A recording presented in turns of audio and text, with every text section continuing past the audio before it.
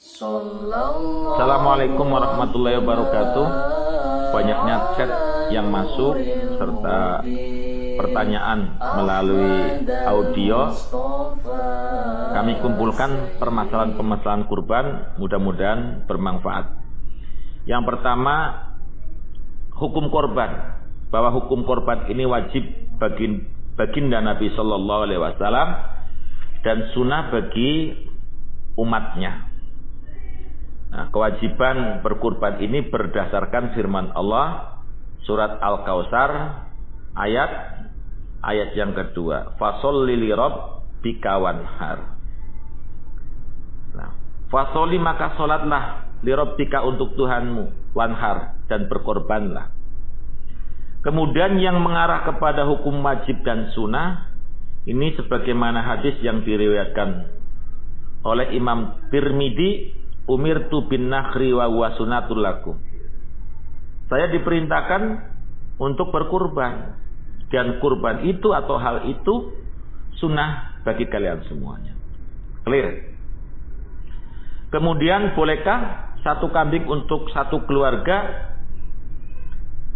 Nah, kita telah mengetahui bahwa satu kambing itu hanya untuk satu orang saja. Dalam hal artian tidak boleh dibuat iuran. Artinya begini, misal si A, B satu keluarga lah atau 5 orang berurun 500 ribuan menjadi 2,5 juta. Kemudian dibelikan kambing untuk berkurban semuanya, itu tidak boleh. Nah, yang tidak boleh itu untuk sertifikasi korban. Akan tetapi boleh diatasnamakan satu keluarga, sebagaimana Imam Nawawi mengatakan di dalam kitab Radut Talibin, as-satul wahidu la yudokhi biha ilangan wahidin lakin idaduha wahidun min ahlil bait ta'adda syi'aru was sunatu di jamingihim wa ala hadza humila ma ruwiya an nabi sallallahu alaihi wasallam annahu adha atau annahu tuha bikabsin wa qala Allahumma taqabbal min Muhammadin wa ali Muhammadin. Kambing satu tidak bisa digunakan kurban kecuali untuk satu orang saja. Akan tetapi jika salah satu anggota keluarganya ada yang berkorban, maka efek syiar dan kesunahannya berlaku untuk seluruh anggota keluarganya. Artinya mereka ikut mendapatkan pahala kesunahannya, pahala kesunahan berkorban. Makanya sunat muakkad itu ditunjukkan kepada satu keluarga itu satu. Kalau satu sudah melaksanakan, maka yang lain sudah gugur kesunahannya, sudah mendapatkan pahala kesunahannya. Nah, mungkin ini adalah tafsiran dari hadis baginda Nabi Muhammad SAW pernah berkorban dengan gibat, dan Nabi Muhammad berdoa Allahumma taqabbal min Muhammadin wa ali Muhammadin. Satu kambing baginda Nabi Muhammad mengatakan, ya Allah terimalah kurban ini dari Muhammad, baginda Muhammad dan dari keluarga baginda Muhammad. Kemudian Imam Ibnu Hajar Al-Haytami mengatakan di dalam Tuhfatul Muhtaj, summa in ta'addada ahlul baiti kanat sunnata kifayatin fatajzi'u min wahidin rasidin minhum lima sohangan Abi Ayyub Al-Ansar radhiyallahu anhu kama tudhi bisat al-wahidati yad bahwa rajul nganhu wa an ahlihi wa illa fasunnatu ainin. Kemudian jika keluarga yang berjumlah banyak, maka hukumnya sunnah kifayah. Maka mencukupi satu orang yang berkorban dari mereka, sebagaimana telah sahih dari Abu Ayyub Al-Ansari radhiyallahu anhu, dahulu kami berkorban dengan satu kambing atas nama dirinya dan keluarganya.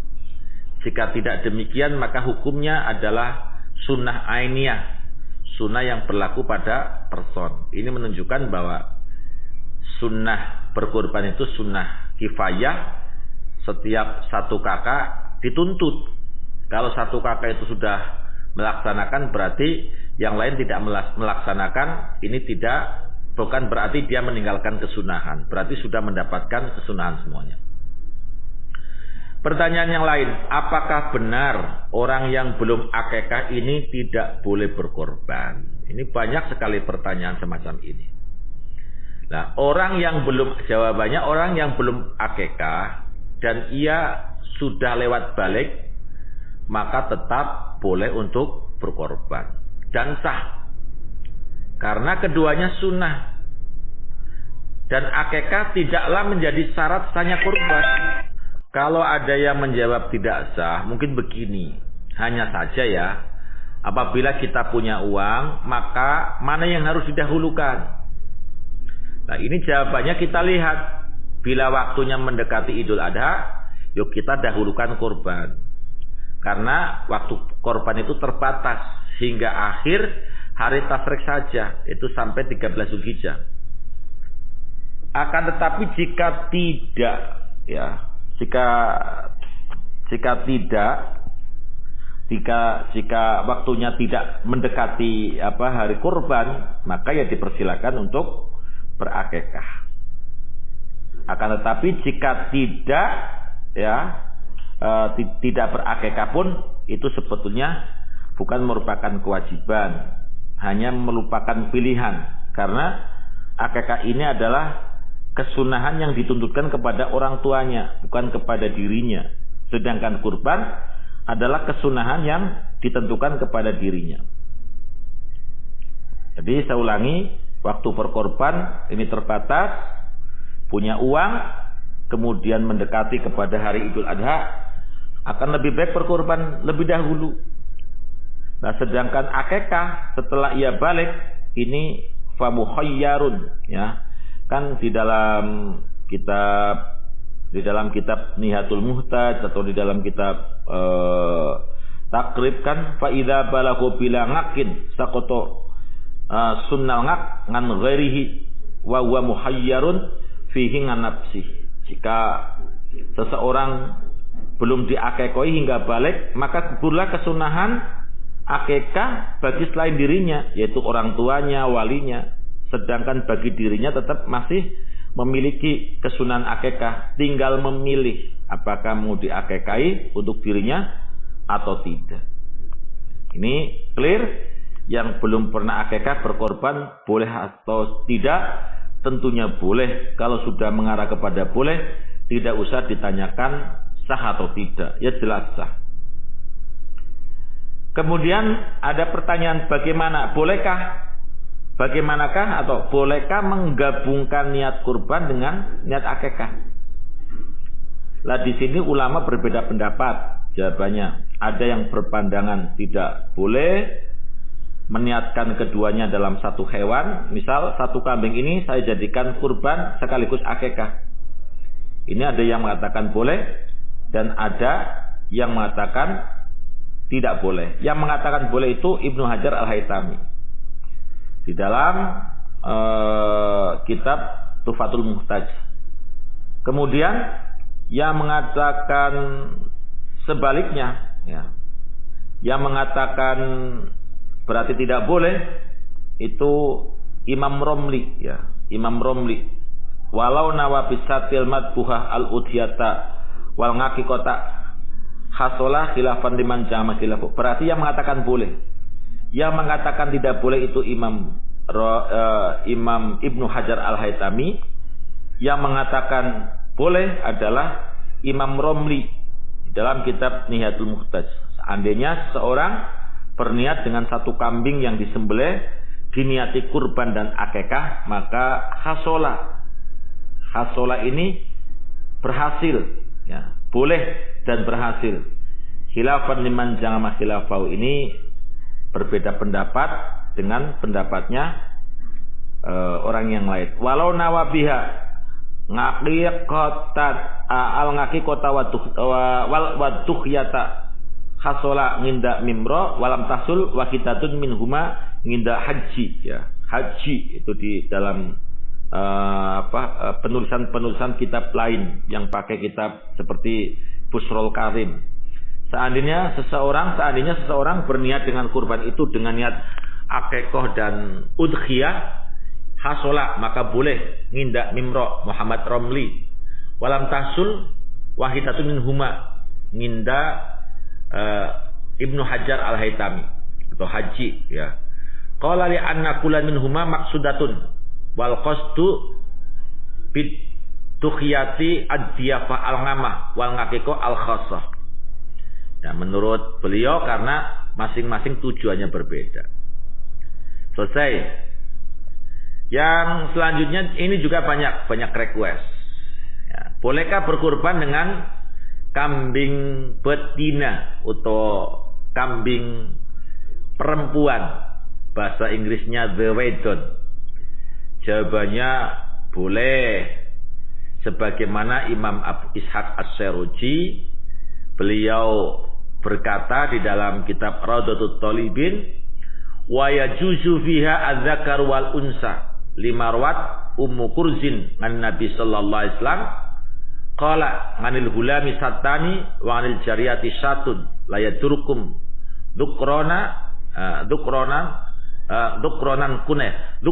kuna au inasa wa idza jaza dzalika fil ngaqiqa bil khabari dalala jawazihi fil udyah wa anna lahmaz zakari adyabu wa lahmal unsa adyabu. Ya, boleh berkurban dengan jantan atau betina sebagaimana diriwayatkan oleh Ummu Kurzin dari baginda Nabi sallallahu alaihi wasallam. Baginda Nabi bersabda, untuk anak laki-laki 2 kambing, perempuan 1 kambing. Jika hal ini berlaku untuk akikah 1 kambing sahaja, jantan atau betina, ya, dukronang kuna au inasan, baik itu laki-laki ataupun perempuan. Jika untuk akikah boleh dengan kambing betina, maka kurban juga boleh. Karena daging hewan jantan lebih sedap, sedangkan daging hewan betina lebih lembut, ya. Artob atyab, jadi daging perempuan lebih lembut, sedangkan daging kurban laki-laki ini lebih sedap. Selesai, berarti berkorban dengan kambing wanita itu boleh. Pertanyaan selanjutnya, apakah ketika menyembelih kurban disunahkan bertakbir? Jawabannya, ya, disunahkan bagi orang yang menyembelih ataupun orang yang melihat penyembelihan untuk bertakbir. Ini mutlak, ya, mutlak baik yang menyembelih atau tidak. Ya. Dasarnya di dalam kitab Minhajut Tulab juga, yundabu at-takbiru bi hurfi samsi lailatul idi fil manazil wa turqil masjidi wal aswaq bi rahmil sauti.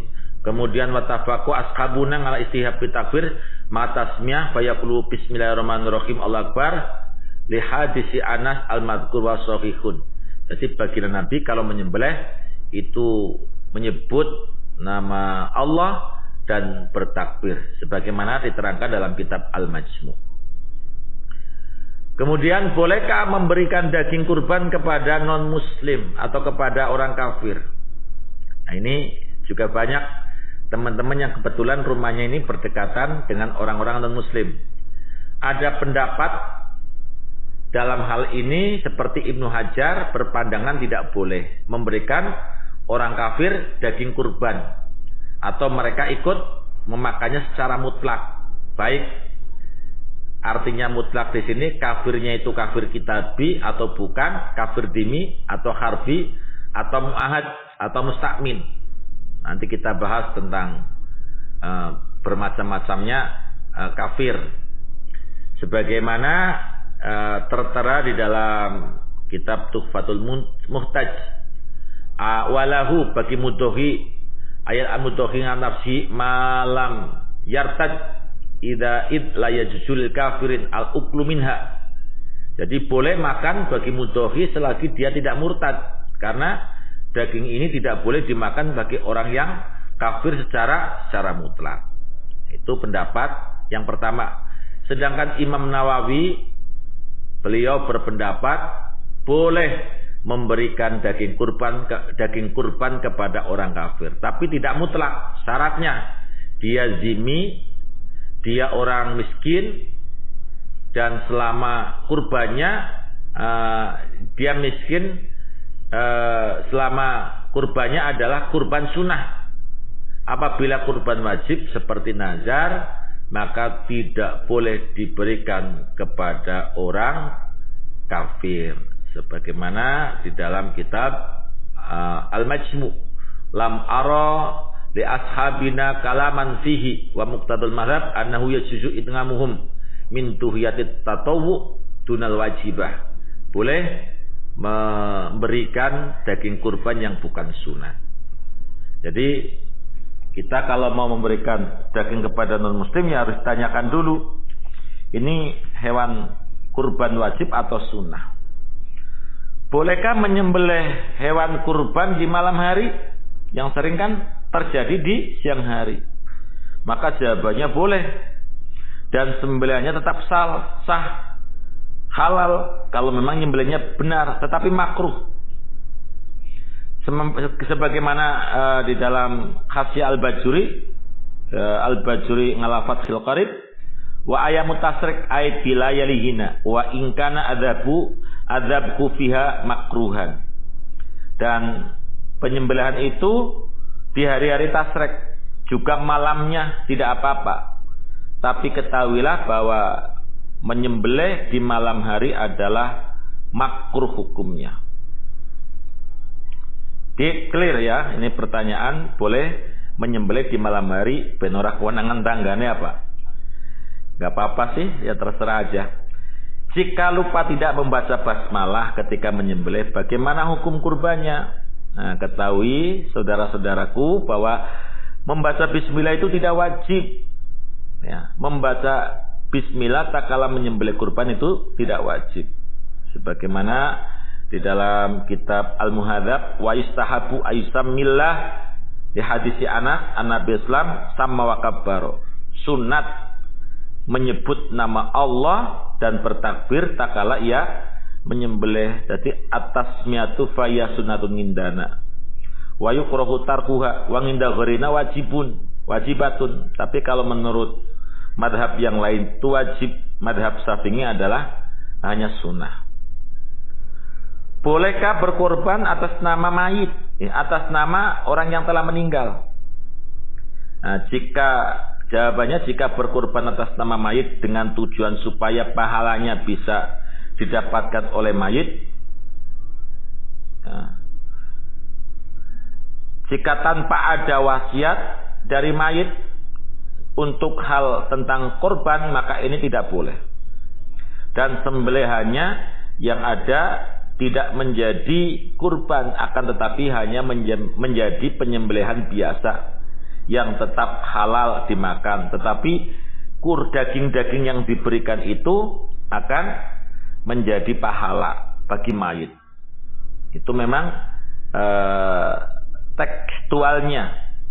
Wala tajuzu ay wala tanfangu udhiyatun ngan mayitin ilam yusibia. Jika tidak wasiat, mayit tidak boleh dikurbani. 5 maro fa yufraqu bainahuma wa baina sadaqah bi anha tusbihul fida'an nafsi fatawafaqat ngal idni bi khilafi sadaqah. Jadi kalau tidak ada izin itu tidak boleh. Ya. Akan berbeda di antara kurban walima faraqo walima maro wa yufraqu bainahuma wa baina sadaqah. Udhiyah, kurban dan akekah itu berbeda dengan sedekah. Bahwa sedekah itu tanpa ada wasiat itu sah dan boleh. Tapi kalau kurban hak ngakekah itu harus ada izin. Ya, kurban itu seperti tebusan untuk jiwa. Ya, sebab kurban itu atau ngakekah itu untuk tebusan bagi jiwa. Maka harus dengan izin. Ya, tidak seperti sedekah. Atau hadis yang lebih jelas lagi, atau keterangan yang lebih jelas juga ada, wala tadhiyatangan maitin lam yusibiha. Tidak boleh berkurban atas nama mayit yang tidak berwasiat. Fa in ausobiya jaza. Jika memang berwasiat maka diperbolehkan. Tapi ada yang menafsiri Kalau di masyarakat sudah berlaku bahwa anak mengkorbankan orang tua yang belum berkorban, yang belum akikah, maka adat itu ya berlaku sebagai hukum. Maka walaupun tidak berwasiat diperbolehkan. Bagaimana hukum menjual kulit atau daging dari hewan kurban? Nah, ini sering sekali ya menjual kulitnya karena memang ada penglarak-penglarak ini.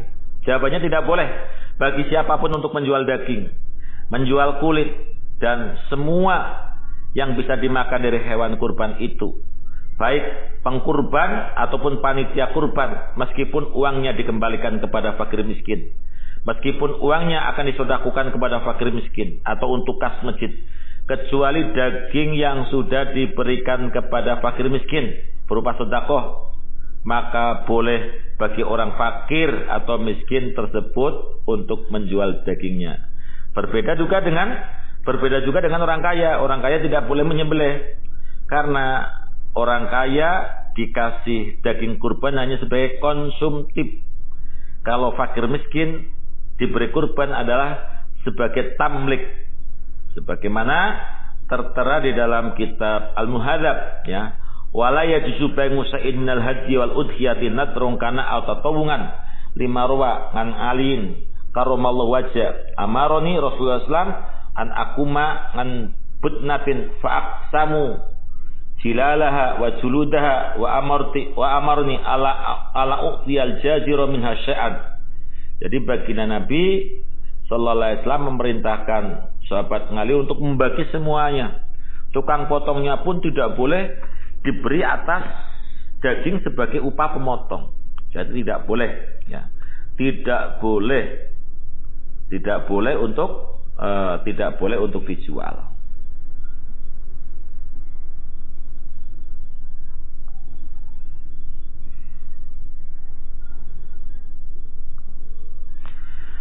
Pertanyaan selanjutnya, ini banyak sekali pertanyaan biar nanti kelar ya.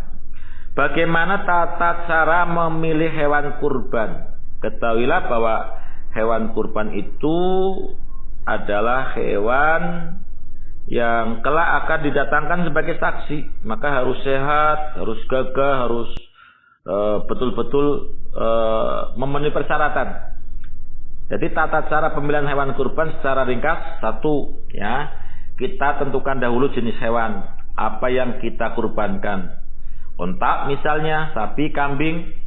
Nah untuk onta sapi itu boleh untuk 7 orang. Adapun kambing hanya cukup untuk 1 orang saja. Nah, ini sebagaimana hadis baginda Nabi wal baqarah tangan sabngatin. Ya. Al budnatungan sabngatin wal baqarah tangan sabngatin. 1 onta untuk 7 orang, 1 sapi juga untuk 7 orang. Yang kedua untuk kriteria umur. Nah, jika memang kita memilih onta 5 tahun, jika memilih kambing 2 tahun, domba 1 tahun, nah, itu sebagaimana seringlah diterangkan. Tapi kalau bilang kepada tukangnya sudah paham. Kemudian untuk hewan yang dipergunakan dalam berkorban, maka persyaratannya sehat. Jadi sekarang ada PKM, kalau sakitnya terlalu berat ini maka tidak cukup, hati-hati. Tidak cacat, sehat dalam artian bebas dari penyakit-penyakit yang mengurangi jumlah kadar dagingnya yang dimakan dari hewan kurban pada umumnya, dan juga penyakit-penyakit yang tampak jelas kecatatannya seperti pincang, buta, gizi buruk, penyakit kulit dan selain-lainnya. Nah, ini jelas, pilihlah kurban yang sehat, yang gagah, yang banyak bulunya. Kemudian bolehkah berkurban dengan uang hasil hutang? Ya ini ada juga sih, karena saking pengen kurbannya berhutang. Pada asalnya dipersyaratkan bahwa hukum sunnah kurban itu berlaku, salah satunya adalah kepada orang yang punya lapang rizki sebetulnya. Mangkana lahu sa'atun walam yudohi wala falayak robanna musolana. Yang dituntut itu orang-orang yang kaya sebetulnya. Ya, yang dituntut untuk berkurban. Nah, kalau tidak mampu, ya, kemudian ia membeli hewan kurban, ya sah-sah saja, nggak masalah. Seperti orang haji, ya, jadi nggak masalah. Ya. Hukumnya sah dan boleh. Tapi ya lebih baik dia melunasi hutang-hutangnya dulu. Sebab al-udhiyah alal mustati, ya, kurban itu diperuntukkan kepada orang yang mampu. Wa man kana alaihi dainun wa laysa lahu wafa'un falaysa bil mustati. Nah, kalau ada orang punya hutang, kemudian untuknya hutang enggak punya apa-apa, ya janganlah, ya jangan sampai dia termasuk tidak mampu, maka lunasi dulu. Adapun kecuali kalau amma ingkana lahu malun ya fi bidain wajiratin fa mustati, kecuali uangnya banyak dan dia punya hutang, kemudian dia berkorban, ya ia termasuk orang yang mampu. Nah, wala ayyi halin idza tuhamim malin halalin udhiyatan mustafiyata sartifa ya udhiyatun makulah. Apapun yang penting itu halal, tidak mencuri, dan kurban dan hewan-hewan yang dikurbankan itu pun sudah mencukupi, maka ya tentu halal, tentu halal. Nah, ini masih ada beberapa pertanyaan ya. Saya habiskan, selesaikan semuanya sajalah. Bagaimana tata cara menyembelih kurban? Sebetulnya biasa sudah menyembelih, tapi mungkin masih mamang atas penyembelihan yang dilakukan.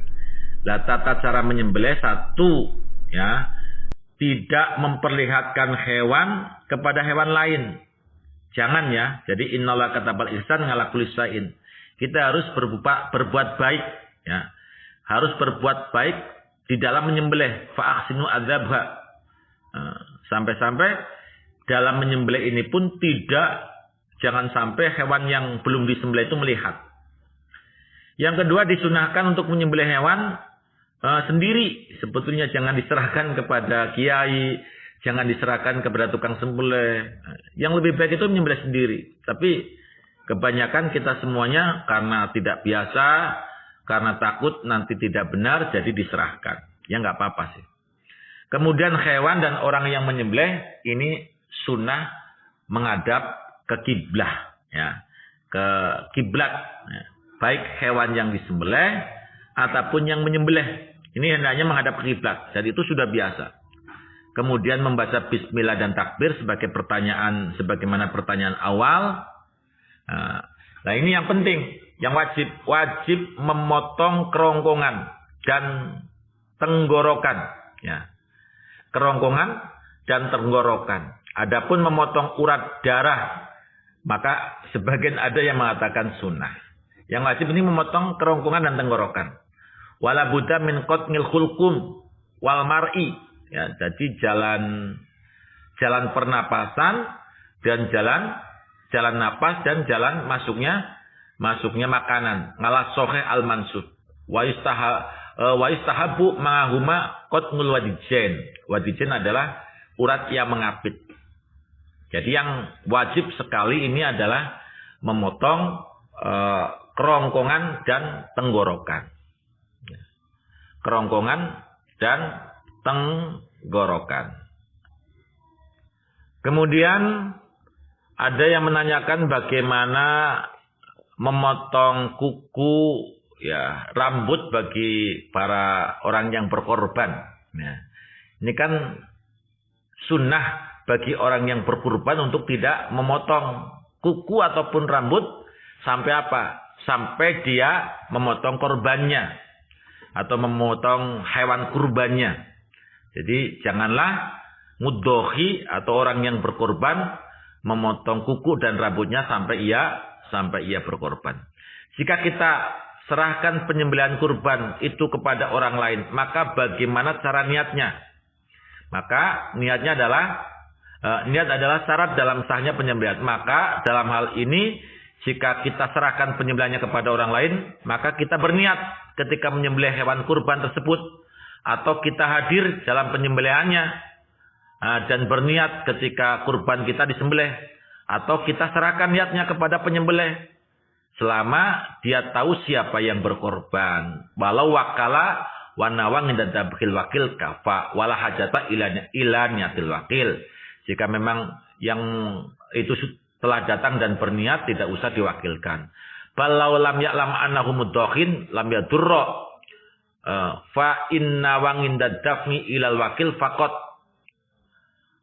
wa ngalal wajhaini fi taqdimin niat wa yajuzu ayufawidu an niyata ilal wakil in kana musliman wa in kana kitabian yufala. Jadi kalau seandainya dia yang mewakilkan dan ia berniat ketika hewan kurban disembelih, maka cukup dan tidak butuh kepada penyembelih untuk niat lagi. Jadi cukup diniatkan kepada orang yang menyembelih. Kalau memang mau diniatkan, kalau tidak diniatkan hadir kemudian niat sendiri.